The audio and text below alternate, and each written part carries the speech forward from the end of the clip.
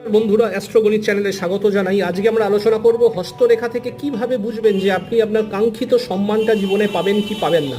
দেখুন, এর জন্য আমি তিনটি পয়েন্ট আলোচনা করব। ফার্স্ট পয়েন্ট হলো, আপনার এই ইন্ডেক্স ফিঙ্গারটি আপনার রিং ফিঙ্গারের থেকে অর্থাৎ তর্জনীটি অনামিকার থেকে বেশি লম্বা হতে হবে, এটা হলো ফার্স্ট পয়েন্ট। সেকেন্ড পয়েন্ট হলো, আপনার তর্জনীর নিচের যে ক্ষেত্রটি, এটাকে বলা হয় বৃহস্পতির ক্ষেত্র বা গুরু পর্বত, এখানটা আপনাকে উঁচু থাকতে হবে এবং টিপলে সফট ফিল করবেন। এটা হলো সেকেন্ড আপনার কন্ডিশন, এক্ষেত্রেও আপনি জীবনে কাঙ্ক্ষিত সম্মান পাবেন।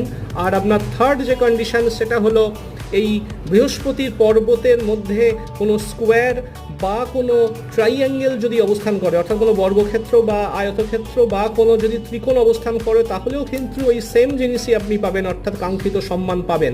অর্থাৎ এই তিনটে কন্ডিশনের মধ্যে যে কোনো একটি কন্ডিশন বা একাধিক কন্ডিশন যদি মিট হয়, তাহলে আপনি জীবনে কিন্তু সম্মান পাবেন, এটা আমার গ্যারেন্টি। যদি পছন্দ হয় আমার চ্যানেলটি সাবস্ক্রাইব করবেন।